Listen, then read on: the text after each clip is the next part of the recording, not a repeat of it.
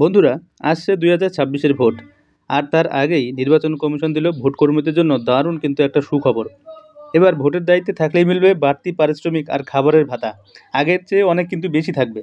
চলুন দেখি কে কত পাবেন নতুন হারে। 2014 থেকে 16 সালের পর এই প্রথমবার এত বড় পরিবর্তন আনা হলো। অর্থাৎ প্রায় 10 বছর পর এই ভাতাগুলো কিন্তু বাড়ানো হলো। এই 10 বছরে জিনিসপত্রের দাম কিন্তু অনেকটাই বেড়ে গেছে। তার সঙ্গে সামঞ্জস্য রেখে নির্বাচন কমিশন কিন্তু এই ভাতাগুলো বাড়িয়ে দিয়েছে।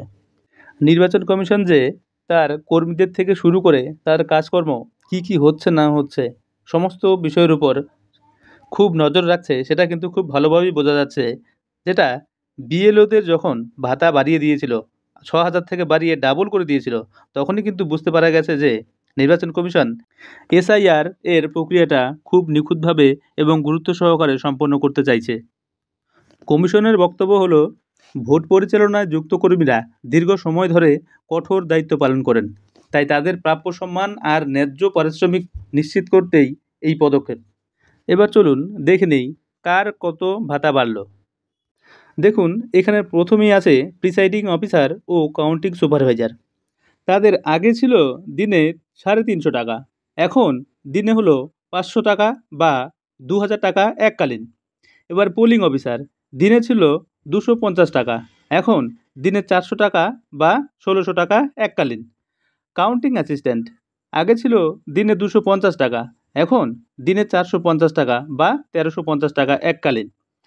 চতুর্থ শ্রেণীর কর্মী দিনে ছিল আগে 200 টাকা, এখন হলো 350 টাকা বা 1400 টাকা এককালীন। চতুর্থ শ্রেণীর কর্মী কল সেন্টার অথবা কন্ট্রোল রুম, আগে কোনো ভাতাই ছিল না তাদের, এখন তাদেরকে দেওয়া হচ্ছে 1000 টাকা এককালীন। Video accounting, media monitoring, flying squad, তাদের 3টি শ্রেণীতে ভাগ করে প্রথম এবং দ্বিতীয় শ্রেণীকে দেওয়া হতো 1200 টাকা, সেটা এখন হলো 3000 টাকা। তৃতীয় শ্রেণীকে দেওয়া হতো 1000 টাকা, সেটা এখন হলো 2000 টাকা। মাইক্রো অবজারভার এরা আগে পেত 1000 টাকা, এখন পাবে 2000 টাকা এককালীন। পুলিশ, হোমগার্ড, স্বেচ্ছাসেবক, এনসিসি ক্যাডেট, তাদের খাবারের ভাতা আগে ছিল দিনে 150 টাকা, এখন হলো দিনে 500 টাকা।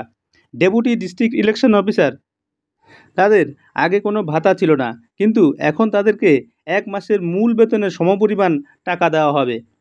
সিএপিএফ গ্যাজেটেড অফিসার, আগের হার ছিল 15 দিনের মধ্যে হলে 2500 টাকা, এখন হলো সেটা 4000 টাকা। এছাড়া 15 দিনের বেশি প্রতি সপ্তাহে ছিল 1250 টাকা, আর এখন সেটা হলো 2000 টাকা। সিএপিএফ অন্যান্য অফিসার ইন্সপেক্টর লেভেল, 15 দিনের মধ্যে হলে 2000 টাকা, এখন সেটা হলো 3000 টাকা। এছাড়া 15 দিনের বেশি হলে প্রতি সপ্তাহে আগে ছিল 1000 টাকা, এখন হলো 1500 টাকা। সিএপিএফ কনস্টেবল অথবা সমমানের কর্মচারী, 15 দিনের মধ্যে হলে আগে ছিল 1500 টাকা, এখন হলো 2500 টাকা। 15 দিনের বেশি হলে প্রতি সপ্তাহে 750 টাকা, এখন হলো প্রতি সপ্তাহে 1250 টাকা।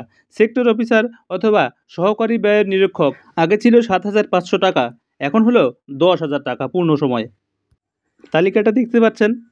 নির্বাচন কমিশন কিন্তু প্রত্যেকটা ভোট কর্মীকে খুব গুরুত্ব দিয়ে দেখছে, এবং তাদের কাজ যে খুব স্পর্শকাতর এবং তাদের যে নিরাপত্তা এবং আর্থিক সহায়তা দরকার, সেটা কিন্তু নির্বাচন কমিশন খুব ভালোভাবেই উপলব্ধি করতে পারছে। নির্বাচন কমিশন বলছে, গণতন্ত্রের চালিকা শক্তি হলেন এই সমস্ত ভোটকর্মী। তাদের শ্রম, সময় আর দায়িত্বের যথাযথ মূল্য দেওয়ার জন্যই এই নতুন হার নির্ধারণ করা হয়েছে। তাই 2026-এর ভোটে যারা দায়িত্বে থাকবেন তাদের জন্য এটা সত্যিই বড় সুখবর। আপনার কাছে এই তথ্য ভালো লেগে থাকলে ভিডিওটি লাইক করুন, বন্ধুদের সঙ্গে শেয়ার করুন, আর এরকম আপডেট পেতে চাইলে চ্যানেলটি সাবস্ক্রাইব করে বেল আইকন চাপতে ভুলবেন না। ধন্যবাদ।